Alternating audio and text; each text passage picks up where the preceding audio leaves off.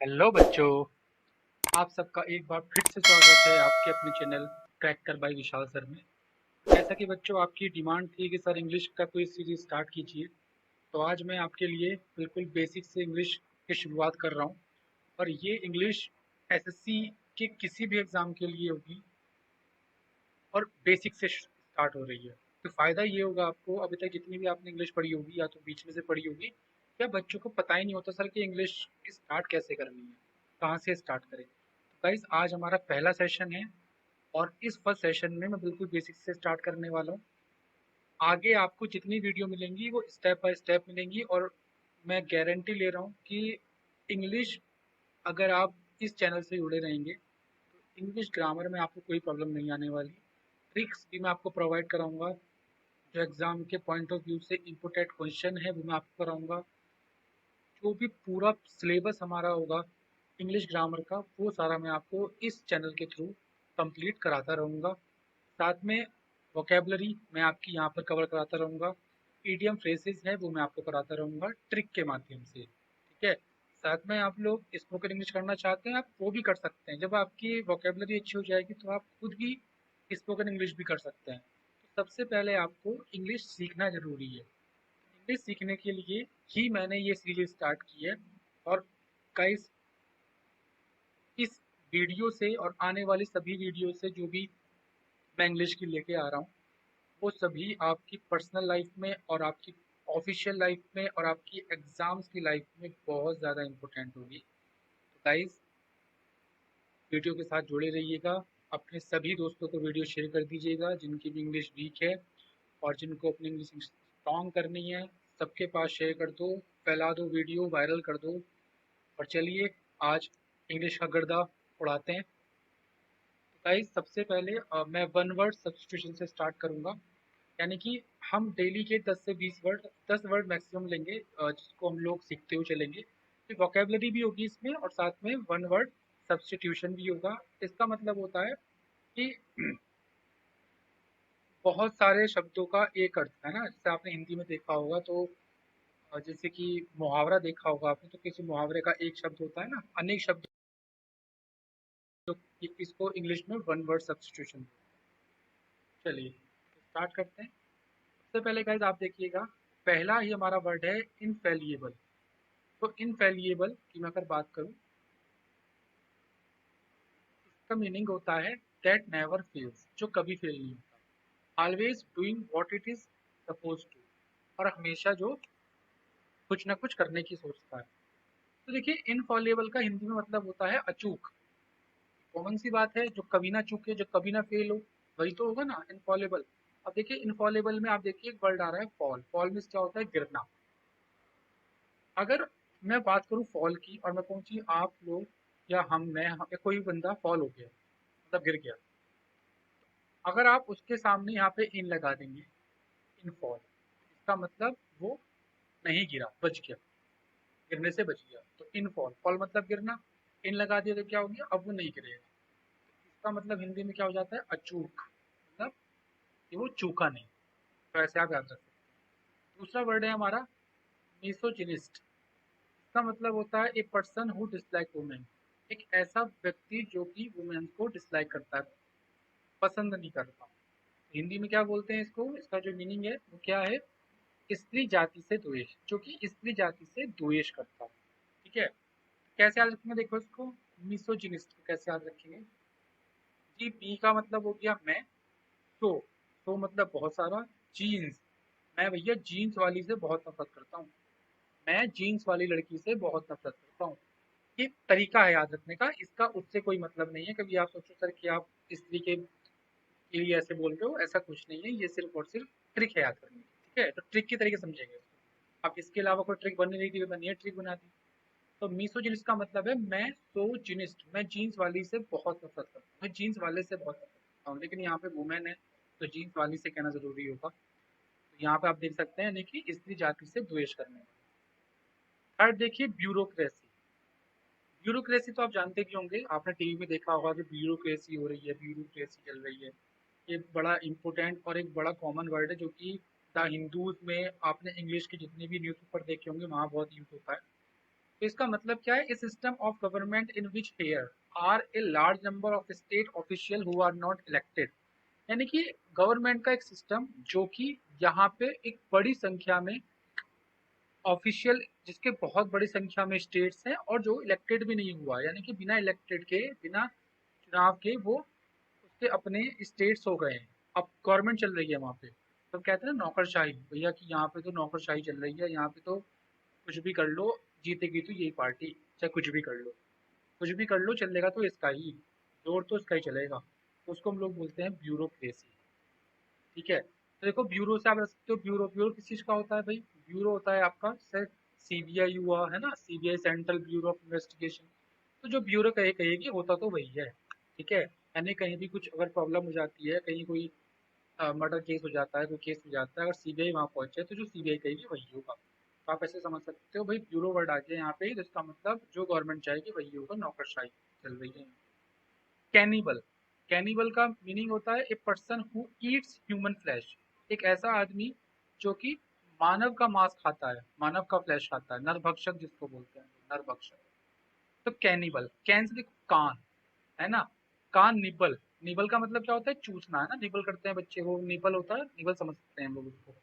देखिए कान चूसता है मतलब कान खा रहा है, कान कौन खाएगा भाई, जो नरभक्षक होगा वही तो कान खाएगा। तो आप कैनिबल से ऐसे याद रख सकते हैं। ईगोइस्ट, ईगोइस्ट में देखिए ईगो भी आ रहा है। तो ए person who think he she is bad, A person who think, एक ऐसा आदमी जो सोचता है कि ही शी, यानी कि वह is better than other people, जो कि दूसरे लोगों से अच्छा है।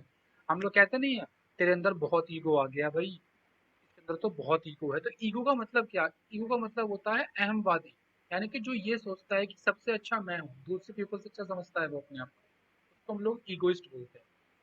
नेक्स्ट है हमारा ऑप्टिमिस्टिक, वेरी इंपॉर्टेंट वर्ड है जो कि आजकल आजकल क्या कॉमनली बहुत यूज होता है। ऑप्टिमिस्टिक का मतलब है आशावादी, आशावादी। देखिए इसका मीनिंग क्या है, a person who always expect good thing to happen और थिंग टू बी सक्सेसफुल, एक ऐसा आदमी जो कि हमेशा अच्छी थिंग सोचता है, अच्छे विचार सोचता है और कुछ अच्छा होने की सोचता है, कामयाब बनने की सोचता है, उसको हम लोग बोलते हैं ऑप्टिमिस्टिक, है ना। मतलब जो कि, सॉरी, जो कि एक पॉजिटिव वे में सोचता है, आशावादी है। तो ऑप्टिमिस्टिक से हमारा आशावादी हो जाएगा। इसकी ट्रिक बना लेते हैं, ट्रिक कैसे बनेगी भाई इसकी, देखो ऑप्टिमिस्टिक, ठीक है, ऑप्टिमिस्टिक में देखो आप, स्टिक, स्टिक एक वर्ड है यहाँ पे, स्टिक, स्टिक भैया छड़ी होती है ना, और जब सामने आप, आपको याद होगा जब बचपन में आप लोग पढ़ते थे स्कूल में और स्टिक आपको दिख जाती, तो आप क्या करते थे, आशा, आप आशा करते थे कि भाई आज तो कोई ना कोई पिटेगा जरूर, आज तो स्टिक आ गई, आज तो किसी की स्टिक पक्का लगनी ही है, ये आपकी आशा होती है। ठीक है, कि आज तो पक्का स्टिक लगनी है। तो ऐसे आप याद रख सकते हैं, ऑप्टिमिस्टिक से आशावादी, है ना। नेक्स्ट देखिए पेनेसिया, पेनेसिया वर्ड बहुत इंपॉर्टेंट है, इसका हिंदी मीनिंग आपने कई बार यूज किया होगा, लेकिन इंग्लिश मीनिंग, इंग्लिश वर्ड जो है इसका वो आप आज देख रहे हैं। Panacea, something that will solve all the problem of a particular situation. देखिए अगर किसी भी प्रॉब्लम का आपको पर्टिकुलर सिचुएशन मिल जाए तो आप क्या बोलते हैं उसको, कि फिर रामबाण मिल गया, मतलब रामबाण, इसका रामबाण इलाज, जैसे मेरी वीडियोस होती हैं रामबाण वाली वीडियोस सारी, जितनी वीडियो आपने मैंने बनाई है अभी तक और जितनी बनाने जा रहा हूँ सारी रामबाण है आपके एग्जाम के लिए। आप इसको सीरियसली लें या ना लें वो आप पे डिपेंड करता है, छोड़ दें, स्किप कर दें, फॉरवर्ड कर दें, इधर उधर भागते फिरें, लेकिन कोई फायदा नहीं है। मैं आपको बिल्कुल बेसिक सी चीज़ें प्रोवाइड करा रहा हूँ, बहुत कम ऐसे चैनल आपको यूट्यूब पे मिलेंगे जो बिल्कुल बेसिक से आपको पढ़ाएंगे, कोई नहीं पढ़ाता बेसिक से। सब ये चाहते हैं कि उनका कोई चैनल खरीद ले, उनका कोई कोर्स खरीद ले, इसलिए वो आपको सिर्फ और सिर्फ कहते हैं ना लॉलीपॉप देके जाते हैं बस, कि आप लॉलीपॉप लें और आप खुश हो जाएं, आप अपना चैनल खरीद लें, या सॉरी चैनल मतलब कोर्स, कोर्स समझ सकते हैं, कोर्स खरीद लें और लुट जाएं कुल मिला के। तो वो नहीं करना है आपको, यूट्यूब पर ही आपको बहुत सी चीज़ें मिल जाएंगी, मैं नहीं और भी लोग दे सकते हैं आपको, लेकिन आप बने रहें, कंटिन्यू वीडियो पे बने रहें आप। देखिए पेनेसिया है ना, पेनेसिया का मतलब क्या है, रामबाण। तो देखिए पेनेसिया, पेनेसिया में देखो आप, पेन मिल रहा है, पेन, है ना, पेन, और एशिया, तो भाई एशिया में जितने भी लोग हैं वो पेन से सक्सेसफुल हो जाते हैं, मतलब पेन रामबाण है इनका, जो पढ़ेगा वो सक्सेसफुल होगा। तो पेन रामबाण है इनका, क्या है, पेन रामबाण। नेक्स्ट देखो कार्निवारस, ऐसा था कोरोना वायरस, है ना, तो यहाँ पे देखो एनिमल दैट ईट्स मीट्स, वे जंतु या एनिमल जिनका मांस खाया जाता है, मांस भक्षी।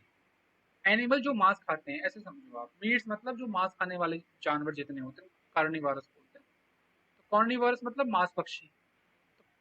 कॉर्निवोरस सब तो कोरोना वायरस, अभी कोरोना वायरस में क्या हो रहा था, लोग भैया मांस वास सबने खाना छोड़ दिया था। क्यों? क्योंकि मांस में भी कोरोना वायरस मिल सकता है। तो लोग कुछ नहीं खा रहे थे, कोई चिकन भी नहीं खा रहा था, आपने देखा होगा, कोई मटन भी नहीं खा रहा था, क्योंकि न्यूज वायरल हो रही थी कि चिकन मटन में भी कोरोना वायरस हो सकता है। तो कोरोना वायरस से मतलब क्या है, मांस भक्षी, मतलब मांस भैया अब नहीं भक्ष करना, खाना ही नहीं है। नेक्स्ट है कार्टोग्राफी। कार्टोग्राफी में देखिए कार्टून एक वर्ड आ रहा है, कार्टोग्राफी, कार्टून। तो कार्टून में क्या है, द आर्ट्स और प्रोसेस और ड्राइंग और मेकिंग मैप्स, यानी कि एक ऐसी कला जिसमें आप ड्राइंग्स बना सकते हैं, मैप्स बना सकते हैं, दैट इज चित्रकला, मानचित्रकारी। तो मानचित्रकारी कार्टोग्राफी के अंदर आ जाती है। तो कार्टून से आप कर सकते हैं, या ग्राफी देखो, ग्राफी वर्ड आ रहा है, ग्राफिक्स होते हैं ना, तो कार्टून की ग्राफिक्स यानी कि मानचित्रकारी। Homicide, very very important word, homicide, the crime of killing somebody deliberately. ठीक है, यानी कि किसी को मारने का जुर्म है ना, किसी की हत्या करने का जुर्म, तो मानव हत्या बोलते हैं। गाइस मैं आपको बता दूं, एक इंपॉर्टेंट नोट है कि जहां भी आपको जिस वर्ड के भी बाद में साइड लिखा मिल जाए, साइड, CIDE, साइड, इसका मतलब होता है हत्या करना। जहां भी आपको साइड मिल जाए, अब देखिए दो आपको वर्ड बताता हूँ मैं बड़े अच्छे अच्छे। एक तो होता है मैट्रीसाइड, एक होता है पैट्रीसाइड। क्या होता है, एक होता है मैट्रीसाइड और एक होता है आपका पैट्रीसाइड। एक तो आपका मैट्रीसाइड हो गया और एक आपका हो गया पैट्रीसाइड। ये वर्ड बड़े अजीब लग रहे होंगे आपको सुन के, आप फर्स्ट टाइम सुन रहे हैं, लेकिन इनका मतलब समझो, मतलब क्या है। देखिए मैट्री में साइड जोड़ोगे, पैट्री में साइड जोड़ोगे, तो मैट्री साइड का मतलब हो गया माँ की हत्या, और पैट्री साइड का मतलब हो गया पिता की हत्या। तो मैट्री और पैट्री, ये मैं आपको कराऊंगा ट्रिक से, जब वगैरह पढ़ाऊंगा मैं आपको, सब कराऊंगा मैं ट्रिक से आपको, कि एक ही वर्ड, जैसे फोबिया वर्ड होता है, फोबिया का मतलब होता है डर, तो डर से बहुत सारे वर्ड्स हैं, तो आप उनको चुटकी में याद कर लेंगे, जरूरत नहीं पड़ेगी आपको कि सर रट रहे हैं बैठ के फोबिया फोबिया फोबिया, नहीं। ऐसी साइड है, ऐसे बहुत सारे वर्ड्स हैं, है ना, जिनसे आप लोग इजीली बहुत सारे वर्ड्स याद कर सकते हैं, है ना। ऐसे ही मैं आपको वर्ड्स कराने वाला हूँ। तो आज हमने यहाँ पर 10 वर्ड्स की प्रैक्टिस की, इसको याद कर लिया, मैंने आपको ट्रिक बताई, उम्मीद है आपको ये ट्रिक्स आपके काम आएगी, आपने इसको अच्छे से लर्न किया होगा। और गाइस ये पक्का कंफर्म है, ट्रिक बता दी है, भूलोगे नहीं जिंदगी में कभी भी। एक बार अच्छे से पढ़ लेना, लिख लेना कॉपी में बैठ के, रिवाइज कर लेना। चलिए आगे बढ़ते हैं अपने बेसिक्स कॉन्सेप्ट पे, जो कि हमारा ग्रामर का कॉन्सेप्ट होने वाला है। जैसा मैंने बताया था, गर्दे उड़ाने वाले हैं हम लोग, इंग्लिश के भी गुर्दे हिलेंगे, लेकिन तभी हिलेंगे जब आप लोग इसको कंटिन्यू देखोगे, वॉच करोगे, आप इसको लगातार वीडियो से बने रहोगे। इंग्लिश रेगुलर होगी, क्योंकि इंग्लिश की बहुत ज़रूरत है, क्योंकि अगर आप स्टेट का एग्जाम भी दे रहे हैं, पैट के अंदर भी इंग्लिश आ रही है, साथ में आपका फ्यूचर में कभी मन हुआ एसएससी में जाने का, जो कि बहुत ही बहुत बहुत मैं ये मानता हूँ कि स्टेट से बहुत अच्छी जॉब होती है सेंट्रल की, कभी मन किया आपका तो आप एसएससी का फॉर्म भरें, तो इंग्लिश वहाँ पे आ जाए तो आपकी बहुत सहायता करेगी। और दूसरी बात, अगर आप इंग्लिश, मान लिया आपने एग्जाम के लिए भी नहीं पढ़ रहे हो यार, तो आपकी पर्सनल लाइफ में इंग्लिश कितनी काम आती है, ऑफिशियल लाइफ में, प्राइवेट प्राइवेट किसी कंपनी में अगर जा रहे हो तब भी तो आप इंग्लिश काम आएगी। तो ये इंग्लिश मैं जो पढ़ा रहा हूँ ना, ये सबके लिए है। पर्सनली आप यूज करें, ऑफिशियली यूज करें, गवर्नमेंट एग्जाम्स के लिए यूज करें, ग्रामर तो बहुत इंपॉर्टेंट है। ठीक है, तो चलिए सबसे पहले कॉन्सेप्ट हमारा जो आता है वो आता है बेसिक ऑफ इंग्लिश का। तो बेसिक ऑफ इंग्लिश में सबसे पहले हम डिस्कस करेंगे लेटर्स अल्फाबेट। लेटर अल्फाबेट क्या होती है, इस सिंबल यूजुअली रिटन और printed representing a speech sound and constituting a unit of an alphabet. एक प्रतीक आमतौर पर लिखित या मुद्रित होता है जो भाषण ध्वनि का प्रतिनिधित्व करता है और वर्णमाला की एक इकाई का गठन करता है। यानी कि किसी भी सेंटेंस वर्ड में यूज होने वाले जो छोटे छोटे पर्टिकुलर जो लेटर्स होते हैं, अल्फाबेट कहलाते हैं। ठीक है, और इनकी हेल्प से किसी वर्ड का, किसी शब्द का निर्माण होता है। किसी शब्द को जो बनाया जाता है तो वो वर्ड से, अल्फाबेट से ही बनाया जाएगा, अदरवाइज, यानी कि वर्ड का जो फॉर्मेशन हुआ है वो अल्फाबेट से ही हुआ है, क्लियर सी बात है ना। तो कितने वर्ड होते हैं सर, सॉरी कितने अल्फाबेट होते हैं सर, तो 26 अल्फाबेट होते हैं, लेटर्स होते हैं, जिनको हम लोग ऐसे याद रखते हैं, ABCDEFGHIJKL MNOPQRSTUV WXYZ, सब जानते होंगे, सबने बचपन में पढ़ा होगा। ठीक है, तो ये 26 लेटर्स होते हैं। ये क्वेश्चन भी गाइस आया हुआ है। ये क्वेश्चन मुझे याद नहीं आ रहा एक्चुअली कौन से एग्जाम में आया था, बट आया था कि इंग्लिश में कितने लेटर्स होते हैं। तो 26 ध्यान रखना है। ऑप्शन में 25, 26, 27 भी मिलते हैं आपको। नेक्स्ट आते हैं लेटर्स। हम लोगों ने समझ लिया कि सर 26 लेटर्स होते हैं। अब सबसे important sir vowels and consonant क्या होता है। ये साउंड है, यानी कि साउंड ऑफ अल्फाबेट। तो वोवल्स देखिए, a speech sound uh A E O U produce without obstruction in the mouth, यानी कि मुंह में रुकावट के बिना उत्पन्न होती है। एक ऐसे अल्फाबेट्स, एक ऐसे लेटर्स जिसको जब आप बोलेंगे ना, तो वो आपके मुंह में कोई भी रुकावट लेके नहीं आएगा, यानी कि आपकी जीभ भी नहीं लेगी, ना आपके लिप्स मूव करेंगे, कुछ भी आपके दांत भी मूव नहीं करेंगे, टीथ भी आपके मूव नहीं करने वाले हैं। सिंपल आप आवाज निकालेंगे। जैसे देखो ए ई आई ओ यू, देखो आप खुद बोल के देखो, ए ई आई ओ you, A E I O you. और जैसे ही आप बोलोगे बी बी, देखो आपके लिप्स मूव करते हैं, सी सी जीभ आपकी मूव करती है, टोंग आपकी मूव कर रही है। तो ये आपके कितने होते हैं, 5 होते हैं आपके वोवल्स। इसमें आप देख सकते हैं ए ई आई ओ you, A E I O you. तो ये आपके वॉल्स हो गए। इसके बाद कॉन्सोनेंट की बात करें, तो जो वॉल्स को छोड़कर बाकी जो होते हैं आपके, वो सारे कॉन्सोनेंट होते हैं। यानी कि 5 तो आपके वॉल्स हो गए, 26 आपके टोटल हैं, 5 आपके माइनस हो गए, तो कितने बचे आपके 21। तो 21 जो है आपके गाइस, वो आपके कॉन्सोनेंट होते हैं।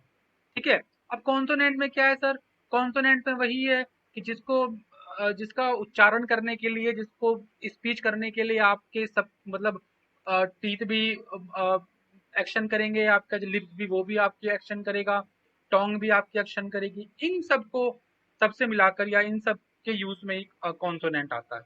तो सिंपल है, मतलब अपोजिट है वॉल्स का। वॉल्स याद कर लो, अपोजिट कॉन्सोनेंट आपको अपने आप याद हो जाएंगे। या कॉन्सोनेंट याद कर लो, आपको वॉल्स आराम से याद हो जाएंगे। वैसे वॉल्स याद करना आसान है, कॉन्सोनेंट को कॉन्सोनेंट तो आप ऐसे याद रखो, जैसे मैं रखता हूँ ना याद कि वॉल्स तो हमारे क्या है 5, ए ई आई ओ यू, बाकी कॉन्सोनेंट है ना। चलिए तो आगे बढ़ते हैं। वर्ड, अब आता है हमारा वर्ड। तो वर्ड क्या है जी, वर्ड देख लेते हैं हम लोग। तो the definition of a word is a letter or group of letter that has meaning when spoken or written. किसी शब्द की परिभाषा एक अक्षर या अक्षरों का समूह है जिसका अर्थ बोलने या लिखने पर होता है। बताया मैंने आपको भी, अल्फाबेट्स होते हैं, अल्फाबेट्स को मिलाकर वर्ड बनता है। ठीक है। और वर्ड का एक एग्जैक्ट मीनिंग होता है। देखिए ए बी सी डी का कोई मीनिंग नहीं होता। तो देखिए ए लिख देता हूं मैं, सिंपल मैंने यहाँ पे ए लिखा, ए, तो ए का कोई मीनिंग थोड़ी ना है।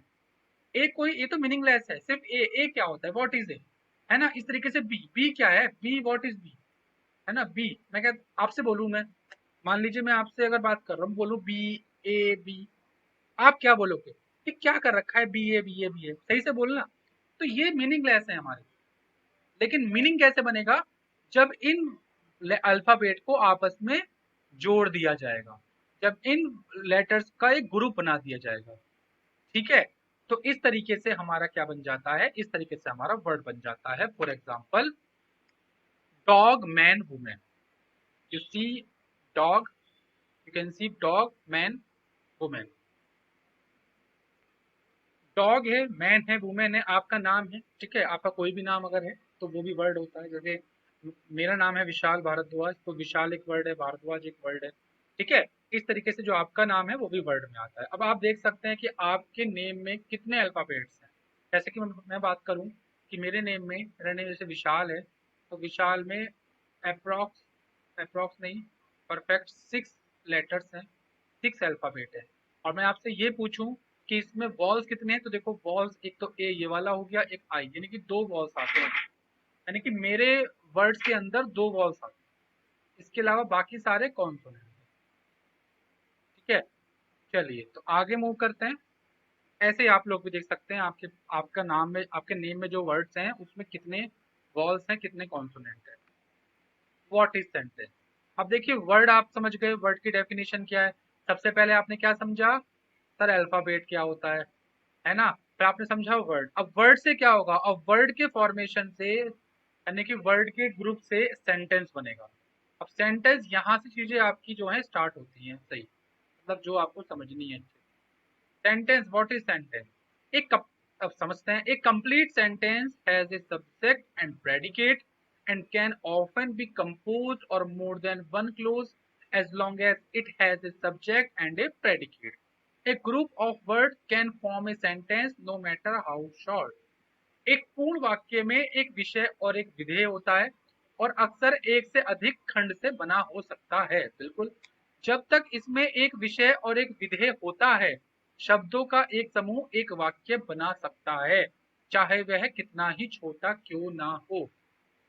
यहाँ पर दो वर्ड बहुत इंपॉर्टेंट आए हैं, फर्स्ट इज सब्जेक्ट और सेकंड इज प्रेडिकेट। सर ये क्या है, समझ में नहीं आया, सब्जेक्ट एंड प्रेडिकेट। देखिए, सब्जेक्ट का मतलब होता है काम करने वाला, ठीक है, सब्जेक्ट मतलब कर्ता, जो काम करता है, और प्रेडिकेट मतलब होता है कि वो काम क्या कर रहा है। मैं बोलूं जैसे राम इज प्लेइंग, राम खेल रहा है, ठीक है, राम इज प्लेइंग, राम खेल रहा है, या Ram is playing the cricket, Ram cricket खेल रहा है, ठीक है।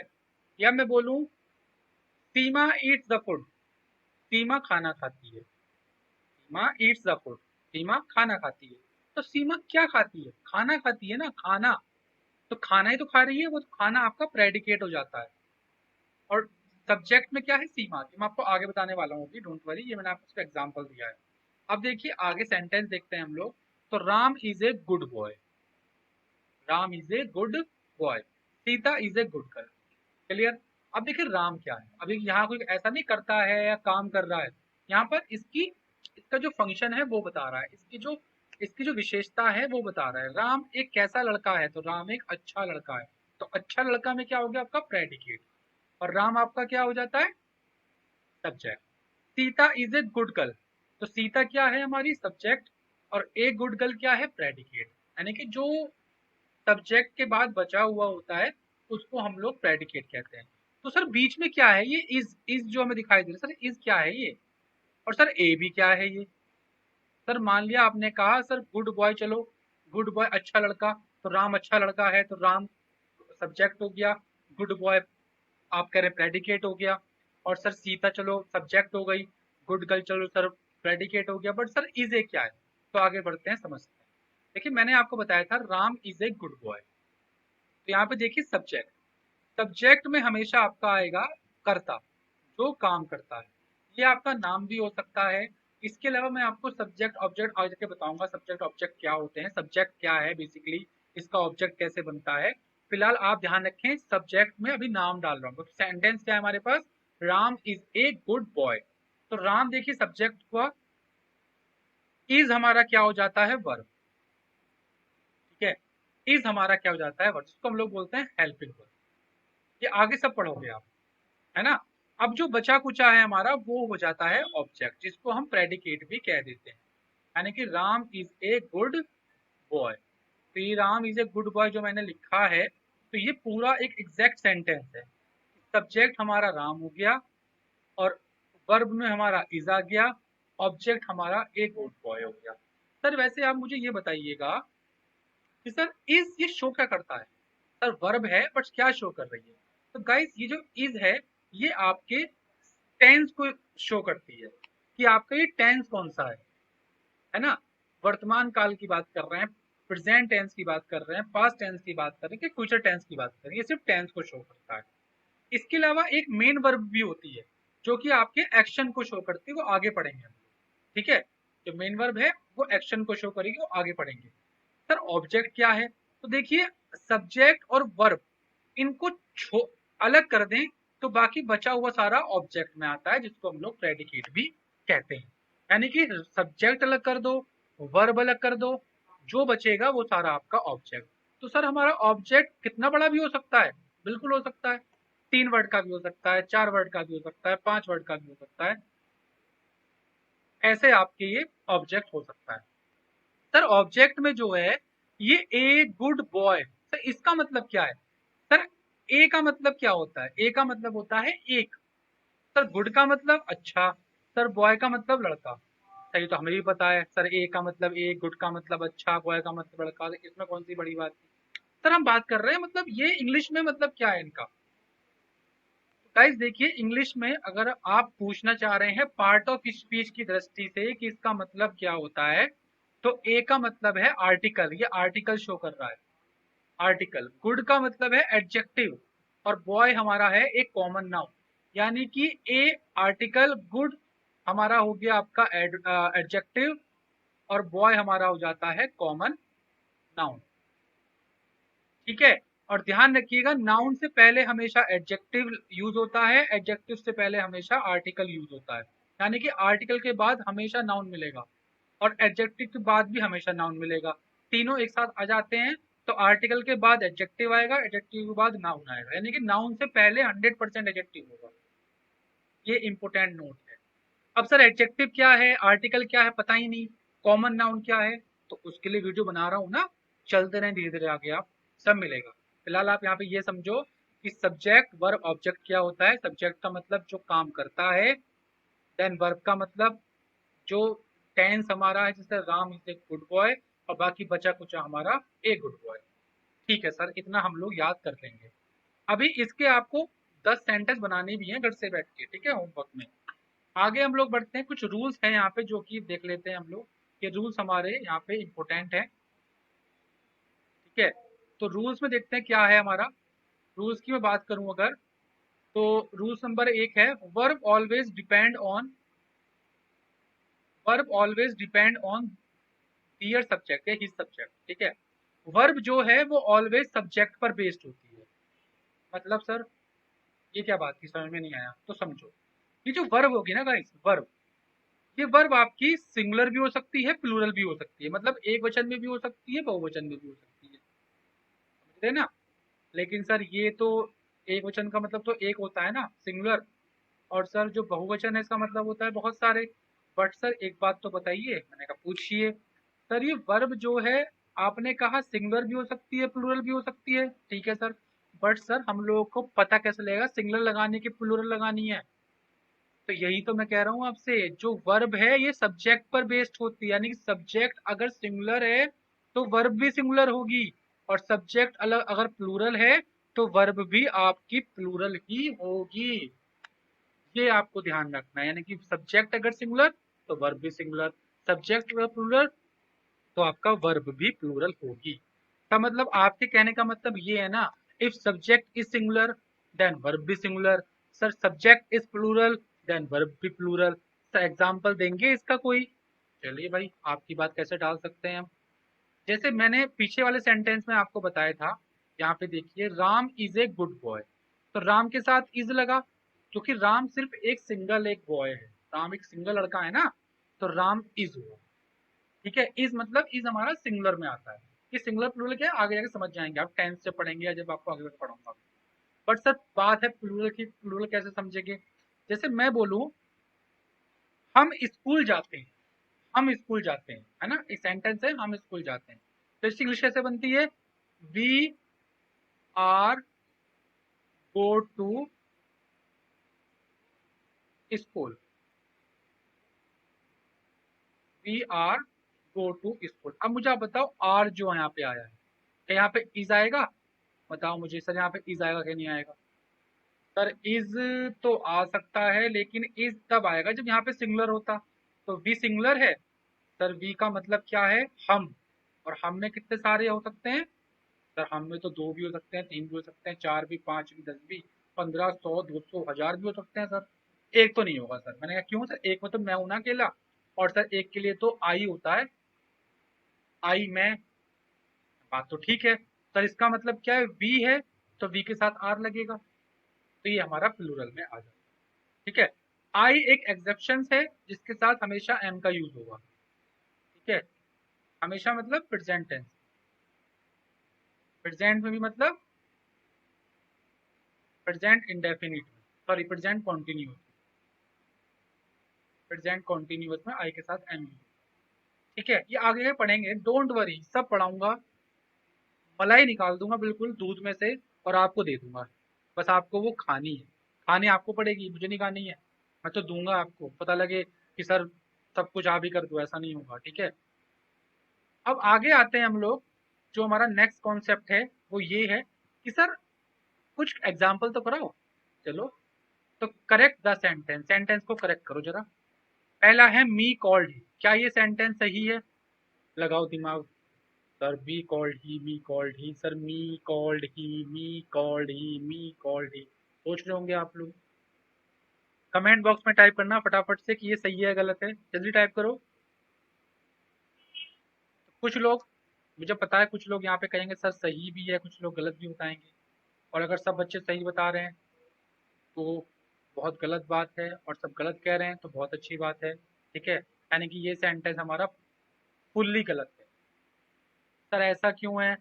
ऐसा इसलिए है बच्चों, मैंने आपको भी क्या बताया कि हमेशा जो सेंटेंस का स्ट्रक्चर होता है वो सब्जेक्ट वर्ब ऑब्जेक्ट पे होता है। ये हमारा सेंटेंस का स्ट्रक्चर होता है कि सबसे पहले आपका सब्जेक्ट आएगा, सेकंड नंबर पे आपका वर्ब आएगा, और थर्ड नंबर पे यानी बचा कुचा भाग आपका ऑब्जेक्ट का होगा। तो सबसे पहले सब्जेक्ट आना जरूरी है, और सब्जेक्ट आपका हमेशा सब्जेक्टिव केस का होगा। सर सब्जेक्टिव केस क्या होता है? डोंट वरी, आगे पढ़ाऊंगा, कल वाली वीडियो में मिलेगा सारा आपको सब्जेक्टिव ऑब्जेक्टिव क्या होता है। एक ऐसे ही हमारा ऑब्जेक्टिव केस भी होता है। तो सब्जेक्टिव केस क्या है, ऑब्जेक्टिव केस क्या है, ये आपको कल की वीडियो में मिल जाएगा, डोंट वरी। फिलहाल ध्यान रखना कि सब्जेक्ट में हमेशा सब्जेक्टिव केस आता है। सर इसमें सब्जेक्टिव केस क्या है, मी या ही? तो गाइस आपको शायद पता होगा, बच्चों ने आपने पढ़ा होगा 5वीं क्लास तक, 8 तक सबके पास इंग्लिश होती है, 10 तक, 10 तक सबके पास मैंडेटरी हो गया, सबके पास 10 तक इंग्लिश होगी। ग्रामर में पढ़ा होगा आपने, ही हमारा सब्जेक्ट होता है। तो इसका मतलब ही पहले आएगा, फिर कॉल्ड, कॉल्ड हमारा बीच में आएगा, और मी हमारा बाद में आएगा, यानी कि ऑब्जेक्टिव। तो ये सेंटेंस बनेगा ही कॉल्ड मी, वह मुझे कॉल करता है। ये मी बाद में आएगा, मी जो है हमारा वो ऑब्जेक्टिव केस है, और ही हमारा सब्जेक्टिव केस है। क्लियर हुआ इतना? सेंटेंस और भी दूंगा, डोंट वरी, अभी आप प्रैक्टिस करो, कल मैं आपको और सेंटेंस कराऊंगा इससे रिलेटेड, डोंट वरी। पहले आप फिलहाल इसको एक बार देखो, 2 बार समझो इसको। तो मी कॉल्ड ही सेंटेंस नहीं है, सेंटेंस का जो स्ट्रक्चर होगा वो always subject plus verb plus object की फॉर्म में होगा। लिख लेना आप लोग की कॉपी में, सेंटेंस का जो स्ट्रक्चर होता है वो subject plus verb plus object की फॉर्म में होता है। ठीक है, अब देखिए, चलिए कुछ बच्चे हमारे पास ऐसे भी होंगे, मुझे पता है, जो मतलब बहुत ज्यादा सोच रहे होंगे, बहुत ज्यादा इंटेलिजेंट भी होंगे कि सर ये तो आता है, सर इसमें क्या रखा है, सर ये तो कोई भी कर लेगा, बच्चों वाली चीज पढ़ा रहे हो आप। तो जो बच्चों वाली चीज सोच रहा है इसको, वो कृपया करके दूसरे वाले क्वेश्चन का answer they. Find the error of this sentence, इस सेंटेंस में क्या एरर है?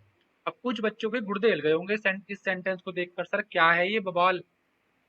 लेकिन ध्यान रखिएगा, इस जब भी आप किसी सेंटेंस को देखें तो हमेशा कोशिश करें कि उस सेंटेंस का जो स्ट्रक्चर है वो subject plus verb plus object की फॉर्म में देखें। आप देखो ही मत क्या लिखा है ये, आप सबसे पहले देखो सब्जेक्ट कहाँ है, वर्ब कहाँ है, और ऑब्जेक्ट क्या है। आप सिर्फ ये देखोगे, क्या देखोगे कि सब्जेक्ट क्या है, वर्ब क्या है, ऑब्जेक्ट क्या है। वर्ब बताया मैंने आपको, वर्ब आपको ज्यादातर यहाँ पे इज एम आर मिलेगा, या हैज हैड मिलेगा, वॉज वर मिलेगा, जो आपने पढ़ा है अपने बाल्य अवस्था में, बचपन अवस्था में, है ना, वो मिलेगा आपको।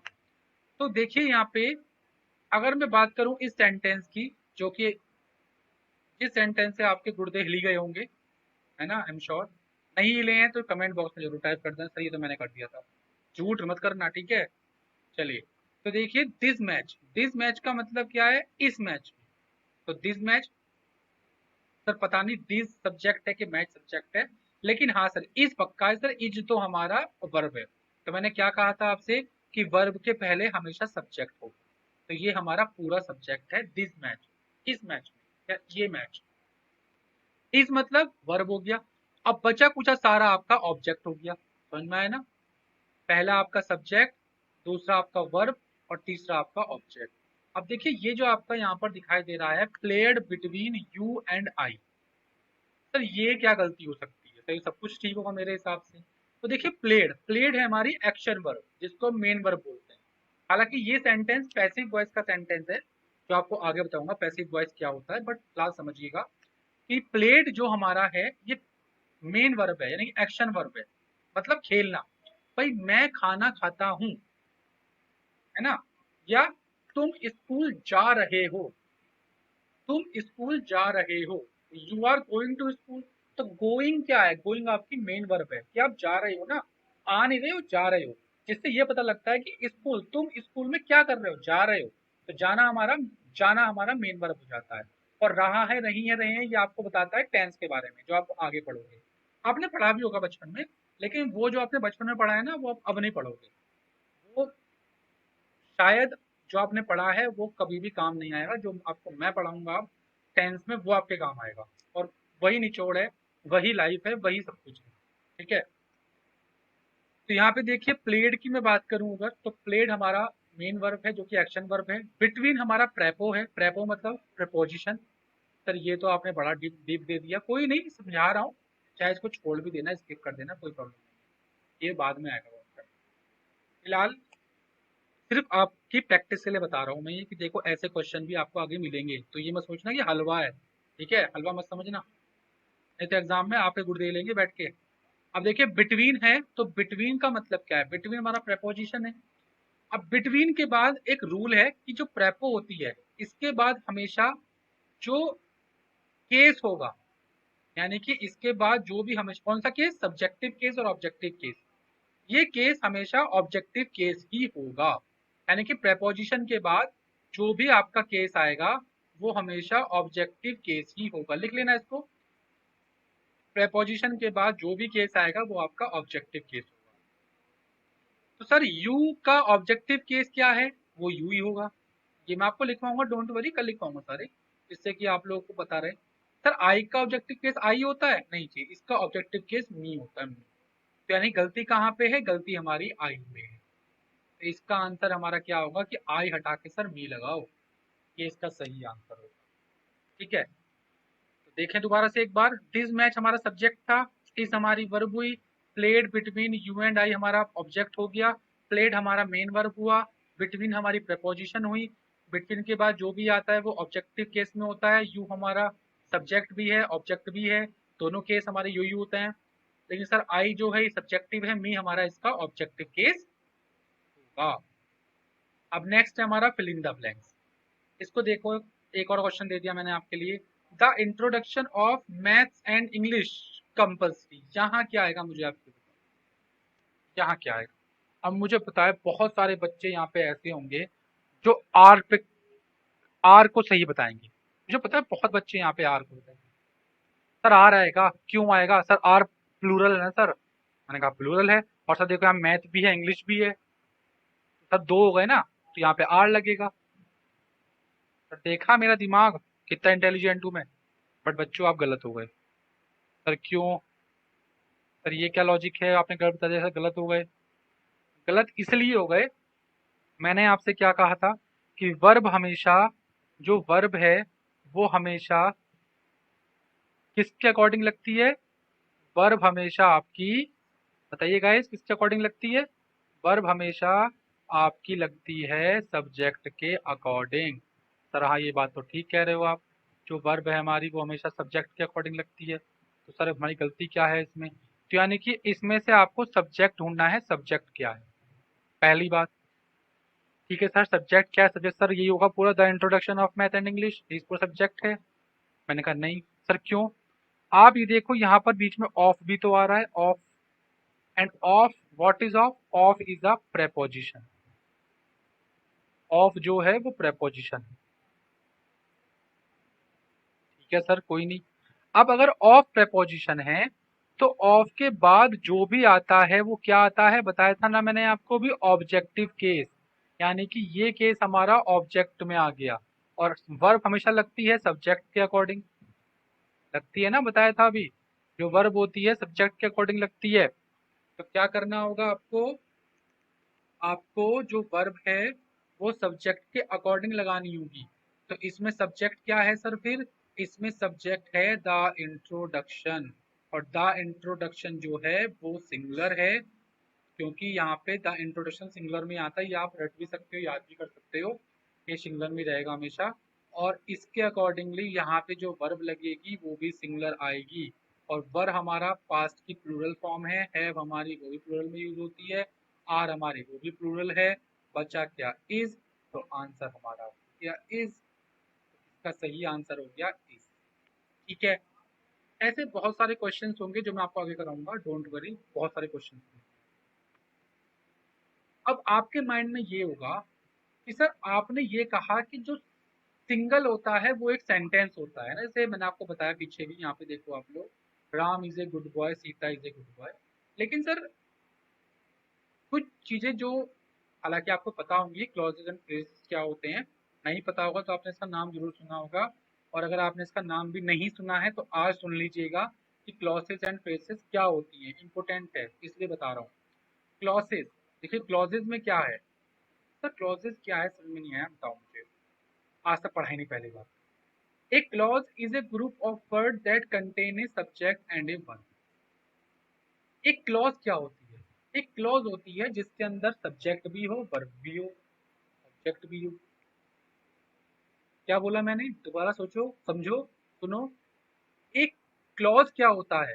जिसके अंदर सब्जेक्ट भी हो और वर्ब भी हो। अब आपके माइंड में क्या आएगा? तो वो तो सेंटेंस बताया आपने अभी, तो आपने सेंटेंस बताया ना अभी, इसके अंदर सब्जेक्ट भी होता है, वर्ब भी होता है, ऑब्जेक्ट भी होता है। सही बात है, सेंटेंस भी वही होता है, क्लॉज भी वही होता है।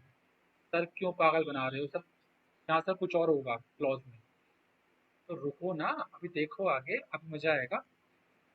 क्लॉज, सेंटेंस क्या होता है? जहां पर सब्जेक्ट हो, वर्ब हो, ऑब्जेक्ट हो, क्लियर है। बट क्लॉज भी वही होता है, लेकिन दोनों में डिफरेंस क्या है? डिफरेंस देखो, ये इस सेंटेंस को देखो आप, when it rain they went inside, जब बारिश हुई वे अंदर चले गए। क्या समझे? When it rain they went inside, जब बारिश हुई वो अंदर चले गए। तो सर इसमें क्या था? एक ही सेंटेंस है ना, जब बारिश हुई वो अंदर चले गए, नहीं, यहाँ पर दो सेंटेंस है। कैसे? अगर मैं यहाँ पर देखो बीच में एक ऐसे इसको अलग अलग कर दूं, यहाँ पे ऐसे मैं इसको ब्रेक कर दूं बीच में से, तो देखो व्हेन इट रेन, जब बारिश हुई, एक सेंटेंस बना। दे वेंट इनसाइड, वो अंदर चले गए, दूसरा सेंटेंस। लेकिन सर सेंटेंस तो एक ही है ना, जब बारिश हुई वो अंदर चले गए। तो गाइस यही ध्यान रखना है, सेंटेंस तो हमेशा एक ही होगा पूरा का पूरा, लेकिन उस सेंटेंस में क्लॉजेस जो हैं वो ज्यादा हो सकते हैं, दो भी हो सकते हैं, तीन भी हो सकते हैं। यहाँ पर देखो इट के साथ रेन आया और दे के साथ वेंट आया। इट सब्जेक्ट है, रेन वर्ब है, दे सब्जेक्ट है, वेंट वर्ब है। तो यहाँ पर देखा ना आपने, एक सेंटेंस तो आपका ये बन गया और एक सेंटेंस आपका ये बन गया। हालांकि इसको सेंटेंस नहीं बोलेंगे, इसको क्लॉज बोलेंगे कि सर फर्स्ट क्लॉज हमारा ये है और सेकंड क्लॉज हमारा ये है, और ये पूरा हमारा एक प्रॉपर सेंटेंस है। जब बारिश हुई तो वो वे अंदर चले गए। क्लियर बात है ना? क्लॉज समझ के क्या होता है? आपको एक बहुत बड़ा सेंटेंस मिल सकता है, आपको उसमें से सेंटेंस पूरा एक ही होगा बट उसमें क्लॉजेस बहुत सारे होते हैं। एग्जाम के अंदर यही आता है गाइस, जो आप कंफ्यूज होते हो ना, सर क्या दे दिया इतना लंबा सेंटेंस, वो सेंटेंस एक होता है, उसमें अलग अलग क्लॉजेस होते हैं। आपको पहचानना ये है, सब्जेक्ट क्या है, वर्ब क्या है, ऑब्जेक्ट क्या है, जो आपको बता चुका हूँ। अभी आगे आपको सब बताऊंगा मैं, सब्जेक्ट की पूरा डिटेल में बताऊंगा, वर्ब बताऊंगा डिटेल में, नाउन प्रोनाउन सब समझेंगे आप लोग स्टेप बाय स्टेप, बस ध्यान से समझते चलें। अभी फिलहाल जो बता रहा हूँ, क्लॉजेस क्या होती हैं, फ्रेजेस क्या होती हैं। ठीक है सर, चलो मान लिया आपने कहा कि सर ये हमारा बेसिकली क्या है, क्लॉजेस हो गया। अब सर ये बताओ फ्रेजेस क्या होता है फिर। तो यहाँ लिखा हुआ है, ए phrase is a group of word but it does not contain a subject and a verb. अब फ्रेज क्या होती है भाई? जिसमें सब्जेक्ट भी नहीं होता और आपका वर्ब भी नहीं होती। मतलब ये आपका कुल मिला के एस बी ओ की फॉर्म में नहीं होगा। तो सर क्या, सॉरी, एस बी की फॉर्म में नहीं होगा। तो सर किसकी फॉर्म में होगा? ये ऑब्जेक्ट की फॉर्म में होता है ज्यादातर। तो सर ऑब्जेक्ट की फॉर्म में मतलब कैसे? मतलब फ्रेज का मतलब क्या है गाइस? अगर मैं आपको हिंदी में बताऊं तो फ्रेज का मतलब होता है मुहावरा। फ्रेज का मतलब क्या होता है? एक मुहावरा होता है, मुहावरा टाइप, है ना, इसको हम बोलते हैं लोकोक्ति, इंग्लिश हिंदी में लोकोक्ति बोलते हैं उसको हम लोग। अब एग्जाम्पल देखो कैसे, in a different shade of blue. अब देखो, in a different shade of blue, ये एक फ्रेज है, इसका एक मतलब है, यानी कि अलग अलग नीले रंग की छाया में, नीले रंग की छाया में अलग अलग, इसका मतलब है। अब सर फ्रेज जो आपने बताया, क्या यूज क्या है इसका? इसका यूज ये है, अगर आप इसके पहले सब्जेक्ट और वर्ब जोड़ दोगे तो ये पूरा एक सेंटेंस बन जाएगा। जैसे समझते हैं। जैसे आई एम, मैं आई जोड़ू यहाँ पे और यहाँ पे एम जोड़ू।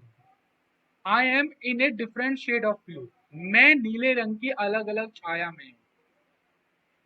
आई बात समझ में? We are in a different shade of blue, हम नीले रंग की अलग अलग छाया में हैं। यानी कि फ्रेजेस एक एग्जैक्ट प्रॉपर फ्रेज हो गया ये।